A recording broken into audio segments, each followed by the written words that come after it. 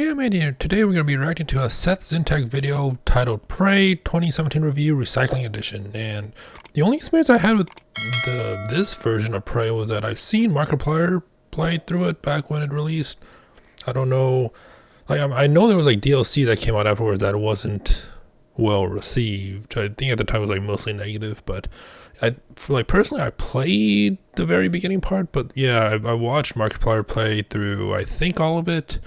It was an interesting game, a lot of stuff to collect, and it's obviously you recycle stuff to craft stuff if I remember right. So yeah, it also different types of I think it's a gloopy thing that you can shoot that you can create platforms with as well, and all the black stuff. And then this originally wasn't supposed to be called Prey or something like that, but I don't know what Seth's gonna talk about in this one. So it's maybe something that you can exploit, something sort of niche thing that I don't remember, but yeah, let's see. Hey people, Seth here. What's the most painful human experience? Many would say childbirth, but that only produces 48% of the pain of being an immersive sim fan. I was gonna say isn't the kicking the balls more painful on the scale? But I mean, granted, it's for a shorter time period. This is a cursed genre. Anyone who attempts it dies. Looking Glass, dead. Troika, dead. Ion Storm, acquired. And Arcane is currently decomposing in a corporate merger. But before that, they put out a masterpiece. I know, this was news to me too. So why have I never heard of it? Peggy 18. Because of a name. That is Prey. It looked good from what I've seen Markiplier play, and when I played it, it was perfectly fine. Ran fine. Looked great at the time. 2017, not to be confused with Prey 2006, or Prey 2014 the TV show, or Prey 2022 the movie. The optimal title is right in front of us. It's a successor to System Shock that's about to mind, Psycho Shock, but was renamed by Bethesda Softworks, a ZeniMax corporation, because they had the IP sitting there for 10 years and didn't know what else to do with it. This game has no discoverability. It's just really. Let's just make a game that has certain types of elements. I'll just call it Prey. But yeah, I thought it had visibility.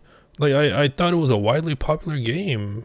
I mean, given that it's not popular now for obvious reasons. It's a single player game that came out in 2017 that it's 2025 at the time of this recording. Is not going to be popular now, so. Or brand identity, at least with some series. If you told me I was going to be playing a stealth game where the objective is to blend in with a crowd as the only black man in Japan, I would tell you, based on the stock price, I kind of expected that. Similarly, if you told me a Jewish man was about to shill VPNs for his personal gain, I also expected that. Would you let a stranger watch your children? Would you share intimate details of your life with a trash collector? Should you give your local tweaker your social security number? This is more than a hypothetical. It's how I've lived my life for the past 20 years. But now, my children are missing, my bank account is frozen, and my identity has been stolen. I've tried calling, but they insist they're not missing. They have a new dad, and he's more me than I'll ever be. I've since learned from my mistakes, and I keep my new, better children safe with ExpressVPN. Every time you connect to an unencrypted network, be it at a cafe, the airport, or even what was that? Again, every time you connect to an unencrypted supermodels on trampolines.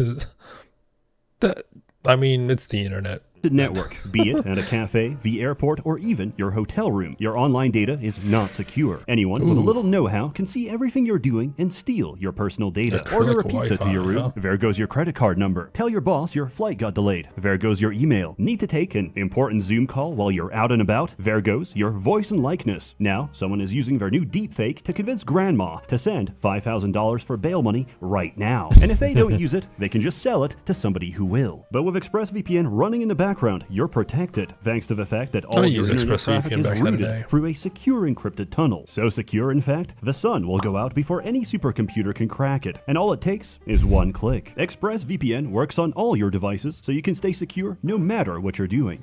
Funny enough, I'm not sponsored by them, but I never tried Nord. I have tried ExpressVPN for I think a few years, but just it's worth it if you need the stuff that it provides, then it's worth it. But for me, I just had to cut some costs at the time. So. Personally, I get the most use out of it by posting anonymously while pretending to be from another country. French Canadians deserve their reputation, but I'd like to think, in some small way, I contributed. And this would not be possible without ExpressVPN. Find out how you can get 4 months free by scanning the QR code on screen, clicking the link in the description box below, or by going to expressvpn.com/Seth. It's hard to recommend something without explanation. This game is hard to explain without spoilers, and there will be spoilers in about now. It's like the first hour. Who are they? What did they do to me? What's happening? They took your foreskin. Now take it back. What is Prey? I don't know. What do you do in Prey? I turn myself into a roll of toilet paper and hide inside the women's bathroom. Because I finished a side quest that puts psychoactive DMT into the drinking water, I can reliably do this for the next few hours. In all seriousness, it's a game of Gmod prop hunt, where you get jump scared by filing cabinets. The difference is, it's a AAA title that doesn't assume the player to be retarded. Here's how they introduce their first weapon. What does it do? Stuff. Well, I don't know, but it probably freezes enemies and sticks to walls. Oh look, a corpse I can loot. Good thing there's a conveniently ramp-shaped trail of glue I can climb up. Maybe I can use this weapon to climb on other things in the future. Oh, the path upstairs is locked. Good thing I have this glue cannon. Was I stopped in my tracks to explain how this works? No. Was there an NPC in my ear going, "Morgan, squirt your glue to climb upstairs"? Yeah, I just love when... I mean, this is not sarcastic. I actually do love it when they actually provide in-game examples of new stuff that you pick up in the game. Like the weapon, it shows you the steps, like basically teaching you that you can make steps rather than just having like a text box or something telling you that like detracts from the immersion, so to speak. Like this is the usually like in-game immersive examples of how you can use the weapon in the game, and I just like the little touches like that. No. Did I have to demonstrate my understanding of a weapon and its applications in order to proceed? No. The entire game is like this. It presents a number of obstacles, gives you tools to conquer them, then stands back and lets you figure it out yourself. Yeah. Ultimately, this isn't complicated, but I have to give praise, because video games are a lowbrow field designed for knuckle draggers. After a solar flare knocks us back to the Bronze Age, they will return to their rightful place, plowing the crops. And I will be a low-ranking overseer until I succumb to typhoid, only to be replaced by a taskmaster twice as cruel. I have no illusions that the peasants will forget me, but in their mind, they will hold the vague idea that things used to be better.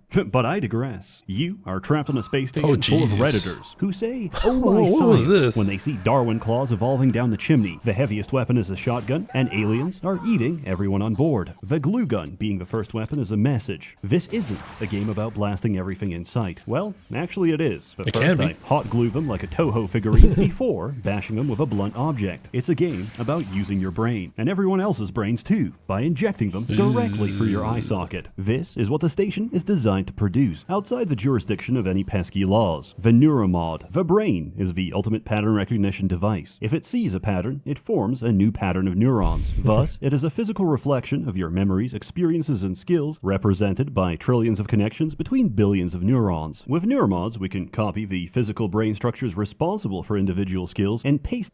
Wait, subject abilities: gaslighting, resisting arrest, leadership for adults, leadership for smaller adults, leadership for even smaller adults, juggling, gatekeeping, driving under the influence, arson, influencing drivers, daycare management.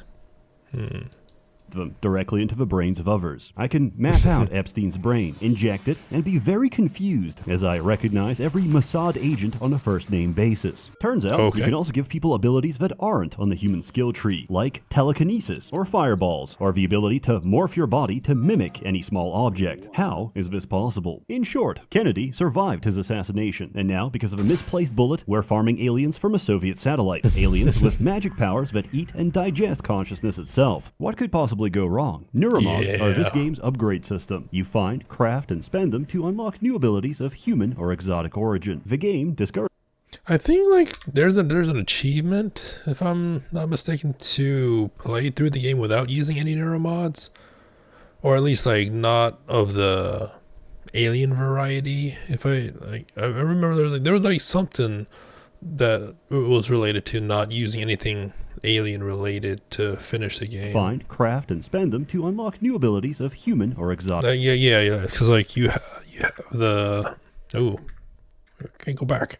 Exotic games upgrade system. Yeah, here. So like you have like the blue skills and then the red skills. I think there's achievements for doing like just only those, if I remember right. Only one and not the other. Because if you're like fully going in on the reds, fully going in on the blues, I think. I mean, I could be wrong. It's been a few years. So you find, craft, and spend them to unlock new abilities of human or exotic origin. The game discourages you from taking too many alien abilities by warning you that past a certain threshold, the station's defenses will identify you as a foreign body and shoot on sight. That's one of the This would things, be a too. reasonable drawback if a station had any defenses left. You're making you choose between pyrokinesis and a turret that struggles with a smallest enemy. Neuromods offer a variety of new solutions to different problems. For example, there are a few ways around this, but the most obvious is to use a grounding resistor. With enough repair skill, you could fix one right there. Or you could go through the enemies downstairs to get to the storage closet, which can be hacked to find a replacement. I, however, did none of these things. I stood in a box, turned into a binder, and slid through a gap in the window. This is a valid solution to most of life's problems. I'm about to be mugged. I turn into an empty bottle and roll down a storm drain. My wife is about to be mugged. I turn into an empty bottle and roll down a storm drain. My wife is asking for a divorce. I turn into a set of stairs and push her down. With these abilities, gameplay becomes a question of using what you have to tackle the problems in front of you. If you need to reach something high up, you can use the jump upgrade, make a gravity well, or mimic an operator and fly there directly. And if nothing else works, you can always rely on the glue gun to build yourself a staircase. However, enemies respawn. Ammo does not, so you need to make careful use of resources. Thankfully, we have another great mechanic to help us with that: recycling. Yeah, there's a ton of stuff to recycle in this game. Any item can be dropped into the recycler and broken down into its constituent matter. This can be fed into a fabricator to 3D print any schematic you possess. This solves a major issue with survival games. When you have limited resources and tough enemies, you're encouraged to make every bullet count. But with a variety of ammunition, you feel the need to carry every single weapon and overload yourself in the process. Recycling fixes this by converting items you don't use into items you do. Normally, games achieve this by letting Which is like I mean, this is like more of a personal problem with like after dealing with inventory, because like I tend to keep everything. Like I just leave like maybe 2 or 3 slots available to just in case, right? But for me, like I would hoard everything because I might use them in sometime in the future. Some items have like the not a lot of worth, but it has sentimental value, so I keep that. Especially like MMORPGs, like some of the stuff I have in my inventories are just utter trash, but this is the sentimental value. You sell equipment, but then designers completely lose control of a player. How do you stop someone from shooting everything and encourage them to experiment if they've already sold all the fun toys for more shotgun ammunition? Well, there's 4 types of material, so items are limited by their total availability. You can't just print one thing. You have to make a conscious choice between different munitions. Okay, now that we've covered recycling, you have enough context to understand my favorite item in the entire game. Instead of a regular grenade, Prey has the recycler charge, which creates a spatial vortex that sucks everything in and recycles it. This includes every single physics object you see. This is the beginning of my descent, because the moment I get hold of a recycler charge schematic, I stack everything I find on a single floor. I take materials expert to get 20% more recycling yield and implode everything so hard that I print 6 more of them. From here, I go insane and farm every single fab material and craft infinite neuromods until the schematic DRM kicks in, because the game needs a side quest to pause my power fantasy. Wait, what? The DRM? Until the schematic DRM Fabrication plan DRM does not match security key, so I guess you need to upgrade it. I don't think I've ever seen that in the gameplay, but kicks in, because the game needs a side quest to pause my power fantasy before I resume and craft every single neuromod and unlock every ability in the game and break everything forever. That's how he breaks it. Put me inside one, and I'll have those kids paying protection money before recess. I can glaze this game all day, but its biggest weakness is the enemies. All you get is Black Blob and Robot. I guess the budget had to go somewhere. Look, I understand the narrative importance of a 3-hour cutscene where Alex Yu jerks off in moans in the shower. But halfway into it, when the steam fogs everything up and it's just his ass print against the glass, I really caught myself thinking, could we have an extra alien, please? At least the predominant blob we do get is so interesting, it almost makes up for it. Our perceptions are geared towards ignoring background objects. Mimics abuse this by turning every physics object into a potential ambush. If you get too close or try to pick it up, it'll kill you. They're not as deadly as the rest, but they do give you a healthy dose of paranoia. Well, they remind me of headcrabs from Half-Life, but that can also morph into things. Oh, why would there be 2 trash cans? Never mind, I think I'm actually retarded. They're fun to fight. They make every environment an interactive clown show, where I preemptively attack every piece of furniture. For the security footage, I'm just a man fighting my demons, and no one can tell who's winning. That is, until you get the psychoscope and upgrade it to scan mimics, removing your suspicion and replacing it with a compulsion to press Z every few seconds. This might sound annoying, but the trade-off is incredibly cathartic. Each time I execute a mimic, I get a muscle memory. It's like I've done this before, and I think I was good at it. The sad thing about mimics is that they're only capable of imitation, so there's no way of knowing if they're really a blob or if they're just conforming to expectations placed on them. Phantoms are humanoid shapes that repeat random phrases from their former host. Thankfully, this game was made before the conception of brain rot. Imagine the primordial fear of hearing the words "Livy Dunn, rizzed up baby Gronk" before being torn apart by your fellow crewmate. Normal phantoms are very normal, in a sense that normally they'll kinetic blast your health bar within seconds. They also exhibit an anxious, preoccupied attachment style, because the moment they spot you, they tweak out and reappear in front of you. Etheric phantoms blip around at high speed so they can no-clip and smack you in the face. If you try to fight back, they split off into 2 copies and blip around faster each time you hit them. Luckily, the Q-beam doesn't cause damage. It only excites particles until they explode, at which point you should clear the area, because even in death, this thing will still try to kill you. Thermal phantoms walk up and cook you instantly. Forget immersion. They exist to gaslight you into thinking there's a strategy for their element. Who? Cook you into the area, because even in death, this thing will still try to kill you. Thermal phantoms walk up and thermal phantoms. Cook you instantly. Forget immersion. They exist to gaslight you into thinking there's a strategy for their element. There isn't. Despite being a fire extinguisher, the glue... Wait, couldn't you just use a glue gun on them? Glue gun is actually worse against thermals. Voltaics are... are the worst, because they do everything listed above and fry all of your electronics. The only answer to the phantom question is analog firepower. Mimics reproduce to become weavers, which float around, turn crewmates into phantoms, and spit out cystoids when threatened. Not that you'd notice, since if you pop their shield, congratulations, you're having a seizure. Lore-wise, they're very important. In gameplay, they're just annoying. And in my case, they still terrify me. Once, I went outside the station to explore in zero gravity, drifted towards the shuttle, and Alt-F4'd the game, because my screen glitched and my character started screaming in the vacuum of space. Oh no. This isn't a horror game, but getting jump scared without sound at 2 a.m. in the morning can make a grown man crinkle in his diaper. Yeah, I mean, with the mimics being in, that can like turn into any thing that's like unassuming thing, and then the enemies that just like warp into your face. Yeah, it's and if you don't have that much ammo and trying to survive, it can be pretty scary. These telepaths mind break everyone around them into walking landmines. Knocking them out will break the telepath's influence and save a human life. But remember, every survivor is a lawsuit waiting to happen. You need to kill or incapacitate their victims before attacking them. But even on their own, they can spam homing projectiles and block your abilities. However, this is the perfect time to explain why you're immune to their effects. The psychoscope. Scanning different aliens with a psychoscope lets you unlock their abilities. There's a huge variety, they're very fun, and none of them matter whatsoever, because the telepath has the best one in the game. Psychoshock is a 10-second nullification of psionic abilities, which works on anything and everything in the game. And unlike the null wave transmitter, it is virtually infinite. Does this diminish the experience? No, not at all, because technopaths exist. Choosing Typhon powers over being friendly with station security is no longer a dilemma, because technopaths will hack your operators and possess your turrets. In ancient Greece, Perilaus built the brazen bull for Phalaris, only to be cooked by his own torture device. I can't help but feel the same way, as I'm shredded to pieces by the same turret I repaired 5 minutes ago.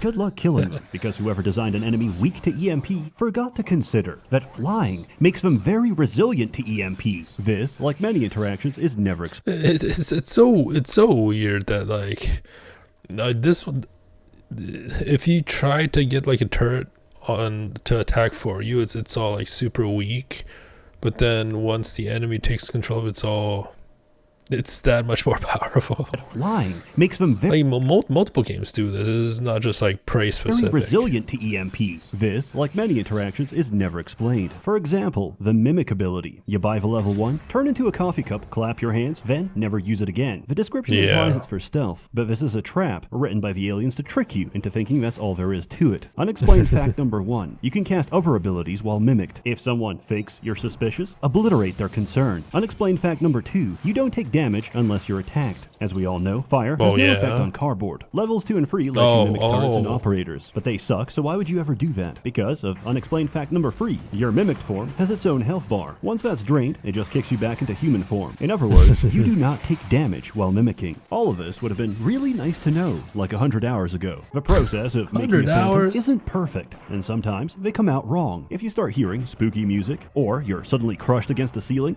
there's a poltergeist nearby. Where is he? Let's find out.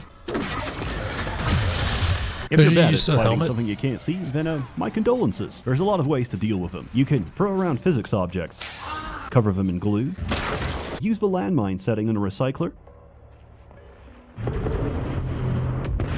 or just bump into them. They're incredibly fun to fight, and there's only a couple across the whole game, so you're never expecting it. Your progress never goes unnoticed, and there's no greater flattery than an alien designed specifically to kill you. The Nightmare forces you to spend the next 3 minutes of your life playing Alien Isolation. He's big, he's intimidating, and he's also too big for most corridors. My fright and suspense has become joy at the notification that I will be harvesting enough exotic material for 2 full Neuromods in the next few seconds. There's also minor enemies here and there, like cystoids. These motion-activated mines are the bane of Adderall users, punishing both the hyperactive and inattentive. For anyone with a degree of self-restraint, they're pathetic, as they are the only enemy in the game to be countered by a foam dart. Later on, you'll also encounter hacked operators. These are... if I remember right, I think Markiplier did carry around like a foam dart weapon, but I don't think he ever used it. I don't think he ever found out a reason why or where to use it, but I guess that's the reason to keep one around. Initially annoying until you realize they're an infinite source of free materials. It's as if the developers didn't expect players to sit for hours spawn camping the fabricator. But I've already consumed every static object on the map. My recycler charge is crying out, and I need more fuel for the furnace. What is going on? Who's in charge here? As it turns out, you are. You are a you. Morgan you. You've got Alex you and you. Alex is the president, and you are the vice president. Normally, Neuromods are tested on... I thought he was going to put in that Rush Hour 3 clip with Chris Tucker. I'm talking about like you and me. You, Alex, is the president, and you are the vice president. Normally, Neuromods are tested on political volunteers. Like this guy. My name's Aaron Ingram. However, they had the foresight to know that creating an army of superpowered convicts would be a bad idea, so you've been testing them yourself. However, since neuromods are a modification of your physical brain structure, you can't just take one out and try again. You have to physically reset your brain back to when you first installed it, memories included. The simulation lab was designed to keep you in a perpetual loop of testing by having you relive the same day of your life over and over again, without having to catch you up to speed each time. This went on for many months, but now the aliens are loose. Everything's going to shit, and the vice president of the company is currently a 2-ply sheet of toilet paper. And through all this, your brother insists he can get the situation under control. I wonder who I should trust. My brother, who trapped me in his personal goon cave for a year? The voices in my head? Or the voices that used to be in my head? I think we should hear him out. I think we should destroy the station to stop the aliens for good. I think I saw a filing cabinet over there. Add it to the pile. The first... I think I see a sequel. If an alien somehow escapes from the explosion that supposedly destroyed everything, that's always how the sequel goes, right? There's always one thing that leaves, that survives, and someone finds it, and then alien takes over and stuff like that. Half of the game plays out the same as System Shock. If you replace Shodan with a concerned family member who's genuinely trying to stop you from hurting yourself after your needle-induced brain damage. You try to go somewhere, Alex stops you, you find a workaround, and repeat. Along the way, the game demonstrates a profound respect for your intelligence. Nobody calls to give you puzzle hits every 5 seconds, or to chastise you for your decisions. And yet, there's still this feeling I can't shake. Like I'm being tested. watched. We're losing him. The circumcision scar. It's opening back up. Oh no. Oh no. No. Hey, you. You're finally awake. Between the trolley problem, feeding convicts to aliens to make neuromods, and whether you consider these people as survivors or corporate liabilities, there's a clear theme of utilitarianism throughout the story. Is it moral to feed people into a blender if the resultant smoothie would improve the lives of countless others? With that in mind, you'd expect the game to present a series of hollow, cliché choices to trick you into feeling emotional investment. Oh no! My Congolese cobalt minds are failing. Obese American cannot watch TikTok on Chinese vaporware phone. But if I send in more children, I will not have enough militants for my child army. What do we do? In the cafeteria, you'll find a telepath controlling an army of brain slaves, and one guy hiding from them in a kitchen. Will Mitchell. And I don't know about you, but something seems off about this guy. Maybe it's his orcish demeanor, or the way he clearly makes up a fetch quest for you on the spot, or the way he looks in his transcribe icon, or the way he doesn't recognize you, despite having a picture of you in his room, and you being on first-name basis with half of a ship, or the explosive stockpile behind him, or how you can hear him break something just to give you another fetch quest to do, or the fact that he's immune to mind control, and the only other documented case of this is a test subject who stockpiled explosives and escaped, or the fact that Will Mitchell reads as dead on the tracking bracelet system, or the color of his suit being red, despite suits being color-coded with red meaning executive, or the way his suit is near identical to Alex's. Or the way Will Mitchell's tracking bracelet is inside the freezer, or the way he suspiciously urges you to go into the freezer, or... I don't think Markiplier...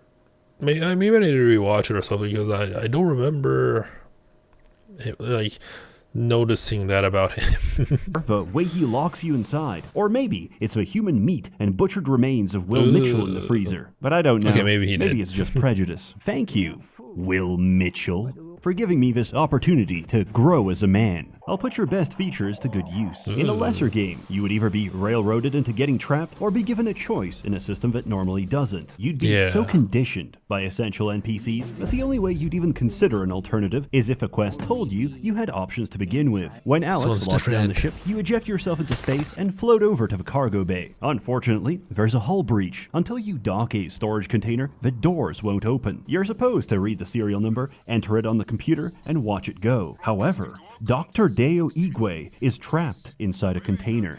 There is no dilemma. You need to dock a container to proceed, and docking Igwe's will save him. It's not a question of who you save, him or you, fat man or railroad tracks. It's a question of whether you possess the basic human empathy to expend an iota of conscious effort to save someone. Frankly, I'm offended. How far games have fallen that you don't even have the confidence in me to do the smallest possible act of altruism. I should... Oh hey, what's in here?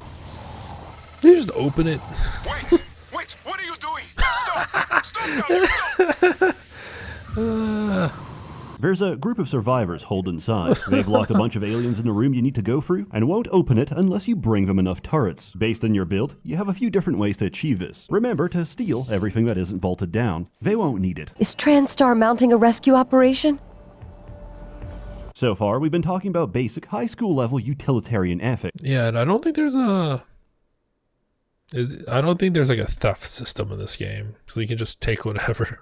But obviously, that's not the whole story. If a pregnant woman boards a crowded train, you can't just say, I expended 1,500 calories of effort today chasing women around the park. I deserve to remain seated. You'd look like an asshole. Morality isn't necessarily a universal truth, nor a contract between you and those you affect. What is he going to do with this between you unconscious and society, character? between you and how you're perceived. If we view it from that lens, the reason you give your seat to the pregnant woman is to be perceived as a moral individual by the other passengers on the train. However, this isn't a train, it's a trolley, and I've already pulled the lever. Wow. Just turn them all into recycling bits. Main quest dilemmas aside, there's a few side objectives that require going out of your way to help someone else. For example, your old girlfriend is dying of paraplexis, which is a completely made-up condition, and she actually just swallowed a peanut. She told me to leave her behind, to focus on saving everyone else, and I followed her orders. As Einstein famously said, when a black queen speaks, I listened. Then I came back and found out there's no timer because she's completely fine. So I ventured out into the cold void of space, retrieved her EpiPen, and brought it back. It just reminds me, like, I'm playing Avowed on my gaming channel, and I mentioned that, at least in Skyrim, at the very beginning of the game, more or less, at the beginning village, there's like a dragon that attacks the village, and you're supposed to like do something to like thwart it or something about the dragon, but yeah, I just left and just roamed around the whole world and just did side quests, and I got a lot of levels up, and I guess even now that dragon is still attacking that village because I have not touched the main quest. I just did so many hours of side quests. Yeah. So I ventured out into the cold void of space, retrieved her EpiPen, and brought it back. Within a narrow time window of whenever I felt like it, the aliens may have killed half a station, but the real winner of today is humanity. I can breathe again. It only took you hours and hours and hours. Feel my legs. Now throw the grenade. Yeah. I knew it. I knew it. Alex has been gaslighting, gatekeeping, and girl bossing me since day one. He bullies me with his bulbous form and childbearing hips. My pattern-seeking brain is screaming for him to be the villain. He even does the whole "I'm not a bad guy" shtick. However, he's not lying. He is on your side. It's just that your brain's been so thoroughly scrambled that nobody knows who you are anymore. You had your memory wiped over and over and over again, and every time you did, you came out slightly different. I feel great. I should kill myself. Why do I have an AO free account? And why? Just like, I know it's not like a one-to-one example, but like the sarcophagus in Stargate, in the Stargate series, like use it once, it's fine. Use it multiple times, you start to become mad. I think Daniel Jackson used it multiple times, and I think so did Jack. Why do all my bookmarks lead to the same slash fiction where Dumbledore impregnates Dobby? This raises an interesting question. You may have started each loop the same, but the brain is not a static organ. We're shaped by our experience, and after a memory wipe, your life is always different, leading you to develop subtly different personalities each time. So, are these the same person, or are they different people? If you make a decision and then erase all the memories leading up to that decision, was it still you that made it? Can you be held responsible for it? Be sure to let me know. I'm theory crafting a new DUI defense. If your name is you, don't remember, there's a pun in there neither somewhere. should the judge. Ultimately, this useless hypothetical is up to you. As is the larger question of what you're going to do about this whole mess. It's all up to you. Do you work with Alex to study the aliens and develop a way to neutralize them? Or do you trigger the station's self-destruct to stop any possibility of them reaching Earth? Personally, I'm getting the fuck out of here. We failed. This isn't the one. Start over.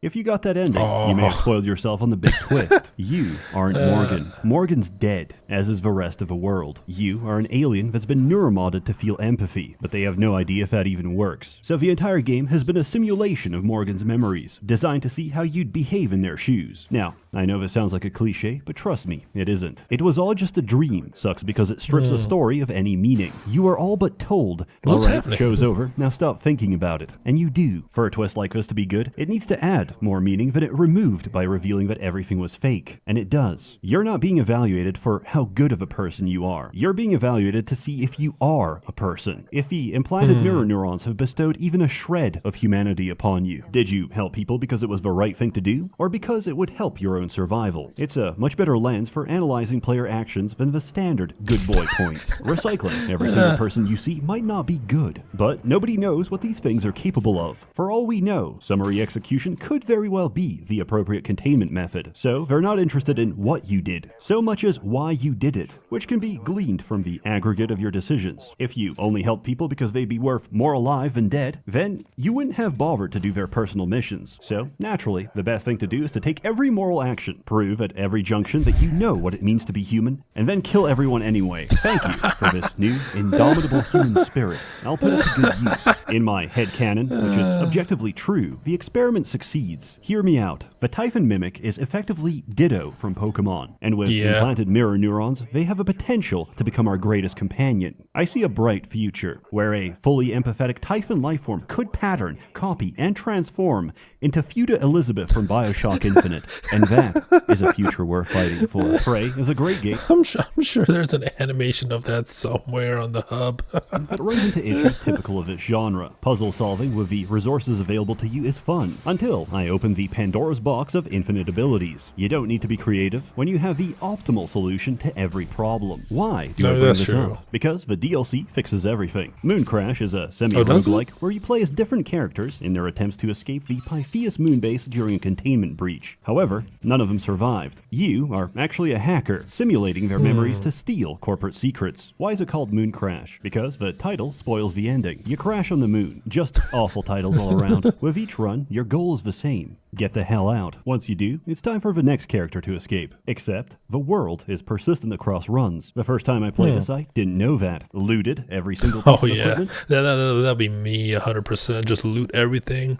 not knowing that the world's persistent, and then the second run's happening. It's like, well, I just made it harder for myself. And died on the second run from lack of resources. Yeah. After each character has a run, the simulation resets, and you do it again. Each reset randomizes map features such as loot, escape methods, and the location of key items. The longer you spend inside the simulation, the higher the corruption level, which increases the amount and difficulty of threats you'll encounter. Because of this, you need to strategize the order of escape. The engineer can repair the station in preparation for the rest, while the security guard can mop up extra enemies later in the loop. Completing objectives will reward you with points. These can be spent on equipment for later runs, according to the fabrication blueprints you unlocked in previous runs. Every character has Okay. their own upgrade tree, forcing you to tackle problems with a limited set of abilities. If Like, it sounds nice. Like, why does it, unless if they had like a different DLC that I'm thinking of that had like a mostly negative review, because I remember there was one DLC. I don't know if it was like this one specifically that had a mostly negative review. Every character has their own upgrade tree, forcing you to tackle problems with a This sounds limited set nice. of abilities. If you can Maybe ignore it was the a fact that price. moonsharks are 100 decibels louder than anything else in the game, and designed purely to blow out your eardrums, Oh jeez, that's loud.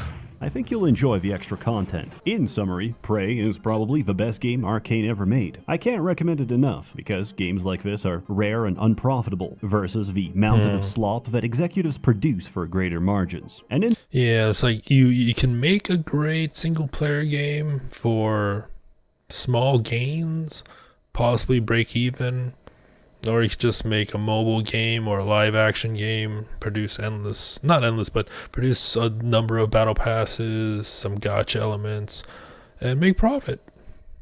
Like, you can have like a great storytelling. Like, I think the exception would be like Baldur's Gate 3, right? Because that was a fantastic single player game that sold really well as well.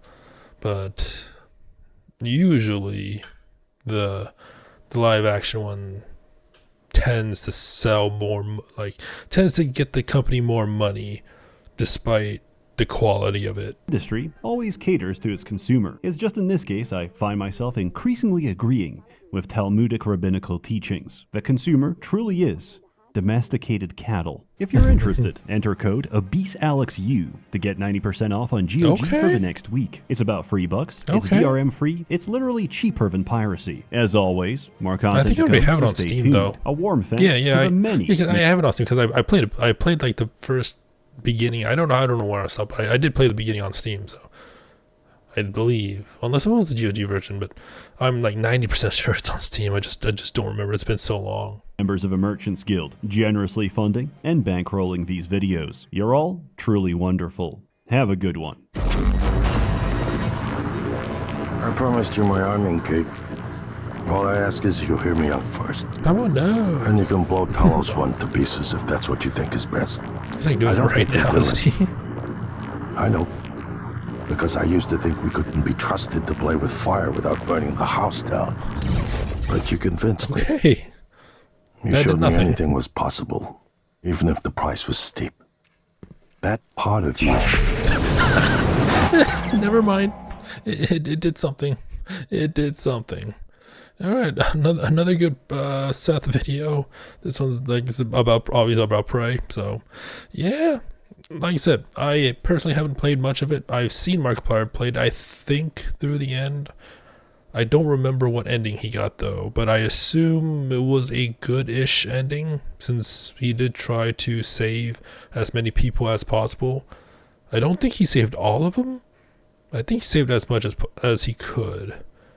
And obviously he didn't like, if someone died, he didn't like go back to reload, I believe. It wasn't like Until Dawn where he just like reloaded the entire game just because someone died. But yeah, good video. Anyways, I hope you enjoyed it. Also next time, thank you for watching and have a nice day.